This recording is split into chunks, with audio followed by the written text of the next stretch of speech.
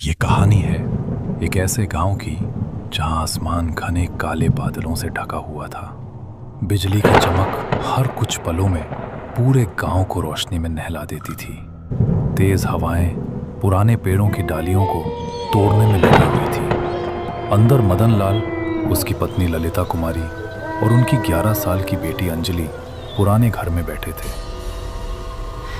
ये तूफान तो थमने का नाम ही नहीं ले रहा।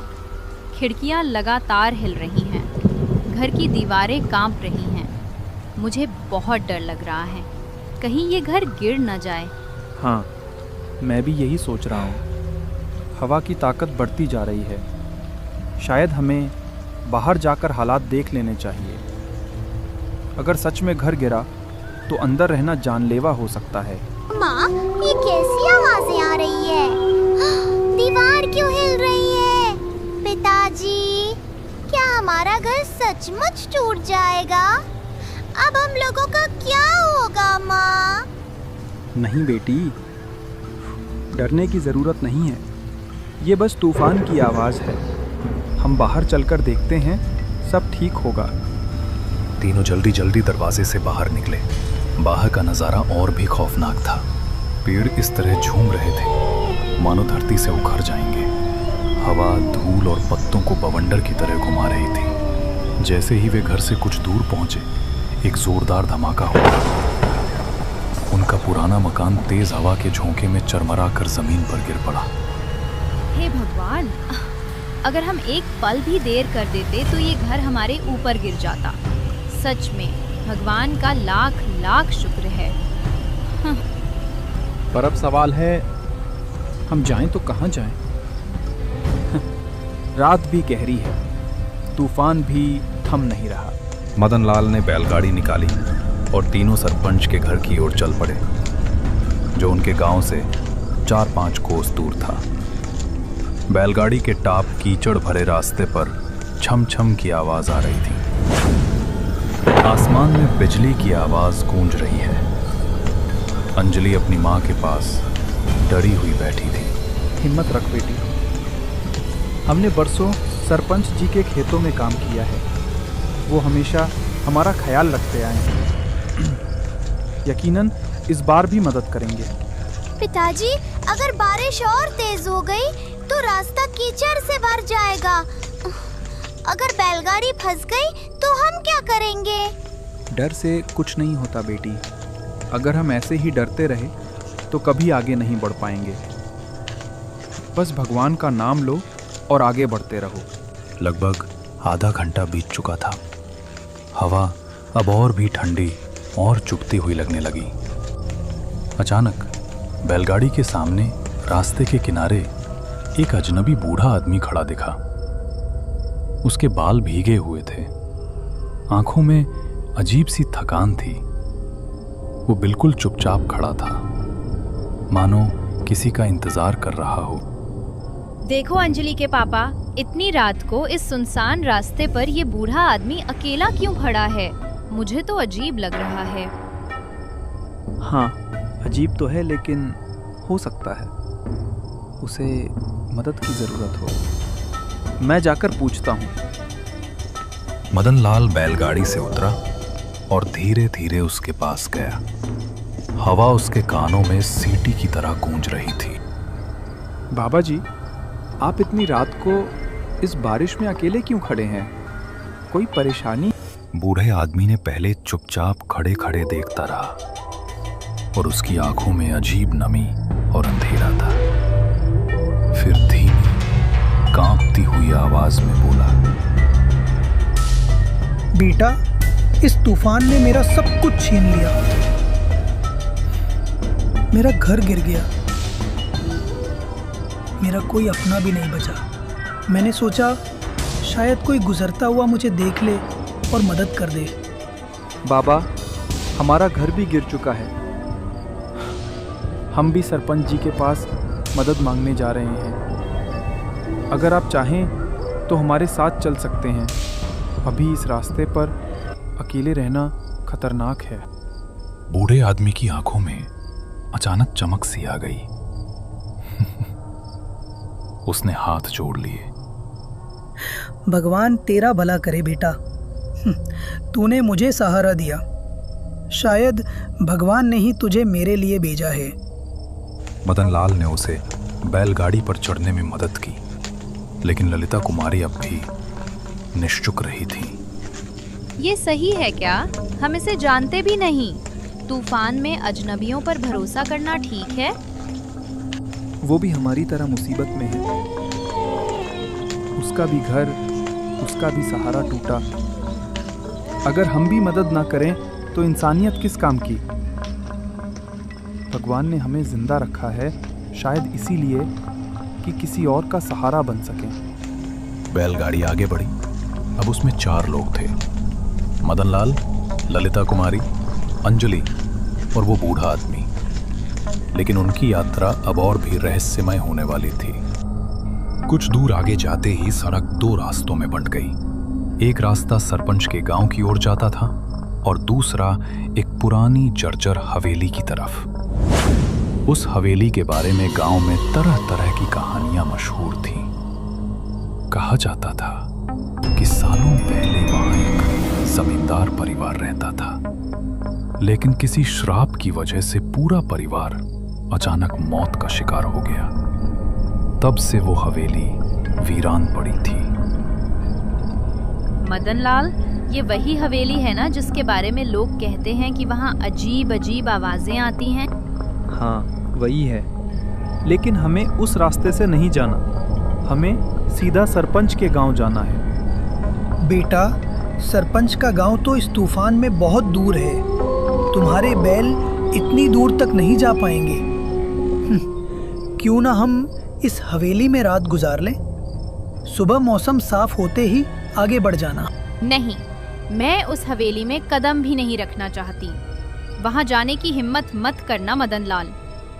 बाबा जी, लोग कहते हैं कि उस हवेली में आत्माएं भटकती हैं। सच मानो या झूठ, लेकिन रात गुजारने के लिए वो जगह ठीक नहीं। बेटा, ये सब अंधविश्वास है। आत्मा वात्मा कुछ नहीं होती।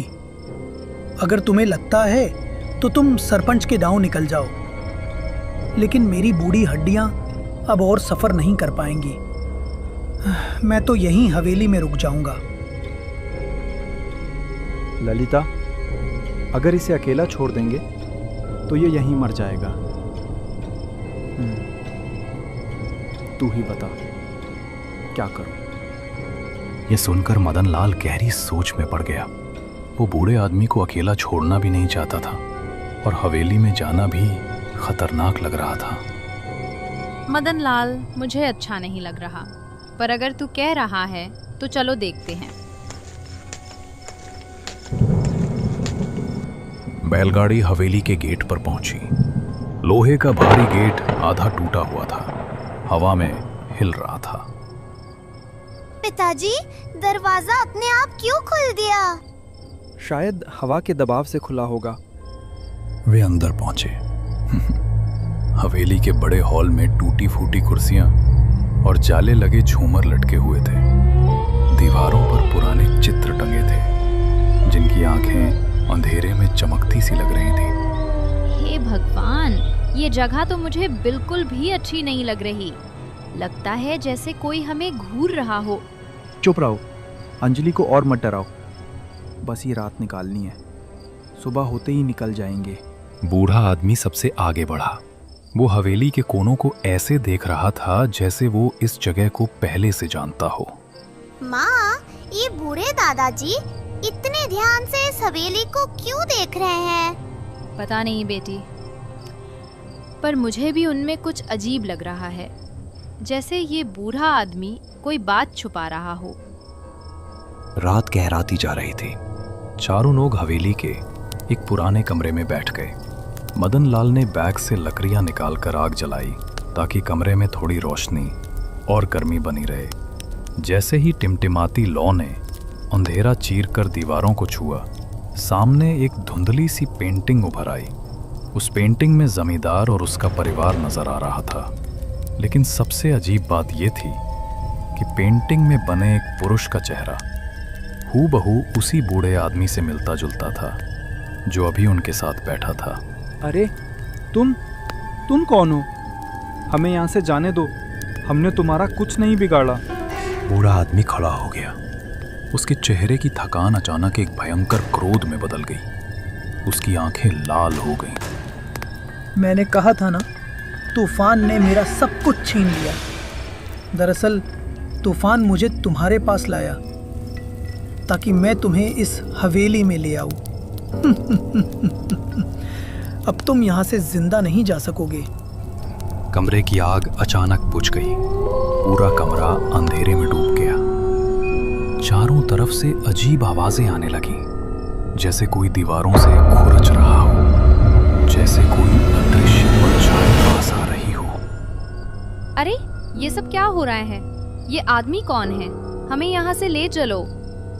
मैं भी नहीं जानता, पर ये आदमी अब इंसान नहीं, ये कोई और ही चीज है।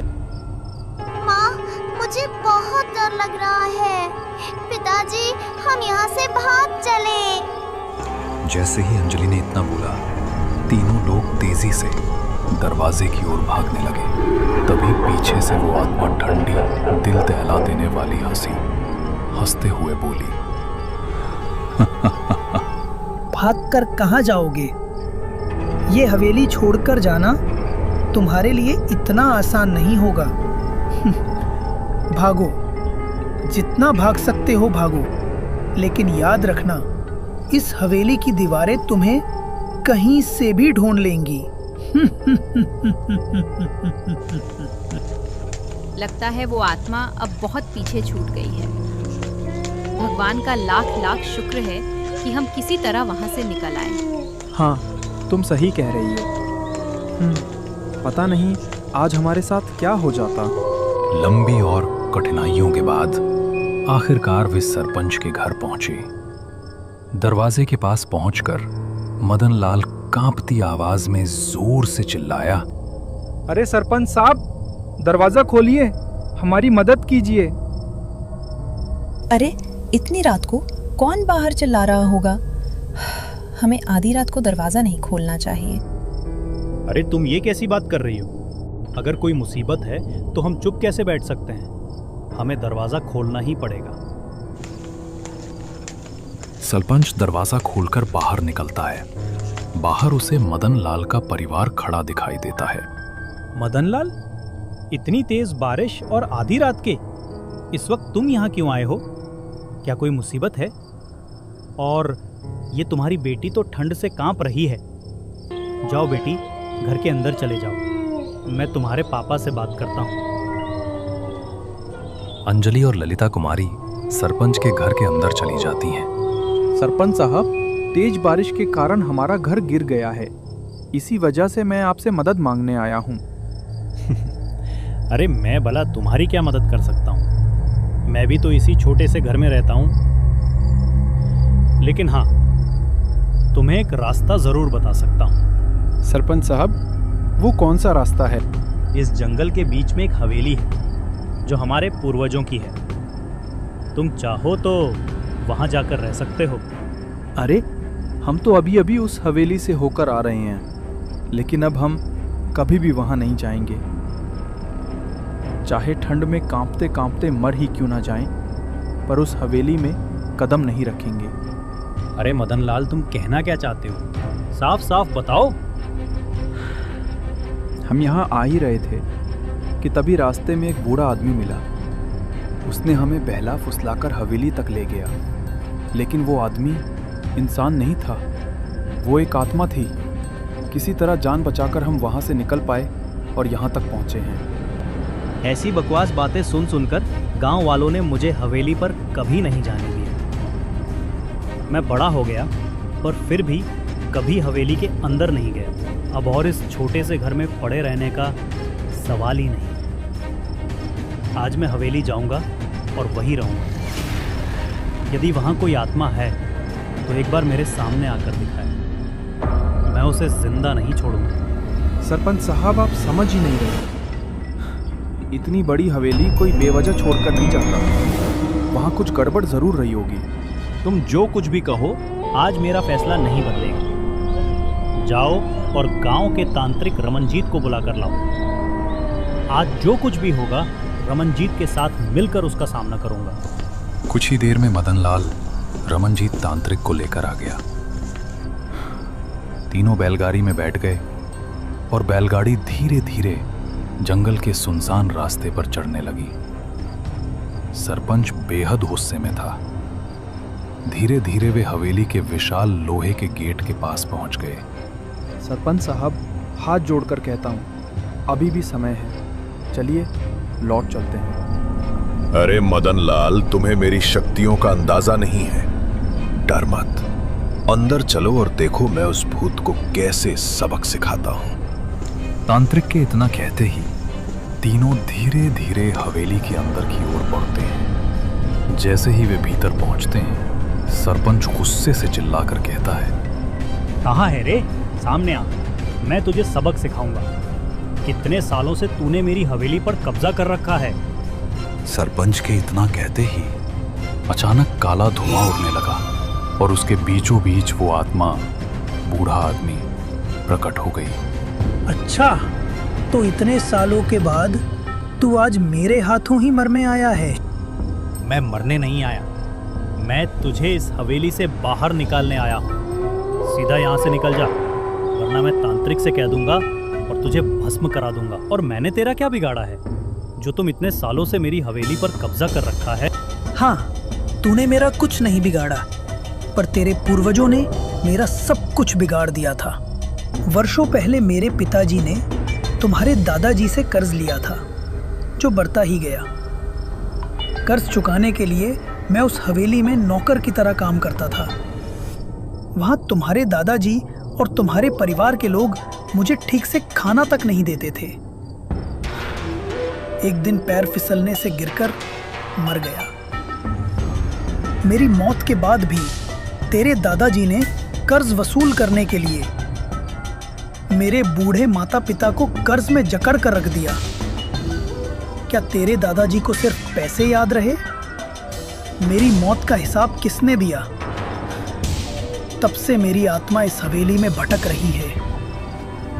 आज मेरा बदला पूरा होगा। मैं तुझे छोड़ने वाला नहीं हूं। इतना कहते ही आत्मा सरपंच की ओर बढ़ने लगी, लेकिन तभी तांत्रिक रमनजीत ने अपना कमाल दिखाया। उन्होंने मंत्र बोलना शुरू किया। मंत्र बोलते ही आत्मा राख बनकर उड़ गई। पल भर में वातावरण कुछ शांत हो गया। रमनजीत, इसे जाने दो। मुझे अब इस हवेली की कोई जरूरत नहीं। इसके साथ बहुत अन्याय हुआ है। इसे मुक्त करो। सरपंच साहब, आप समझ नहीं रहे। ये आत्मा आपके पूरे खानदान को चैन से जीने नहीं देगी। जब तक इसकी पीड़ा शांत नहीं होगी, तब तक इसे शांति नहीं मिलेगी। इससे अच्छा है कि आप कोई शुभ हवन करवाएं, ताकि इसकी मुक्ति हो जाए और ये आत्मा हमेशा के लिए आजाद हो सके। उसकी कहानी सुनकर मदनलाल और सरपंच की आंखों में आंसू छलक उठे। ठीक है रमनजीत, इसकी मुक्ति के लिए चाहे मुझे कितना भी बड़ा हवन क्यों ना करवाना पड़े, मैं करवाऊंगा और इसे मुक्ति दिलाऊंगा। कुछ दिनों बाद सरपंच वैसा ही करता है और उस आत्मा की मुक्ति के लिए एक बड़ा हवन आयोजित करता है। इसके बाद वो मदनलाल और उसके परिवार को अपने घर में एक कमरा दे देता है और उनके रहने का उचित प्रबंध करता है।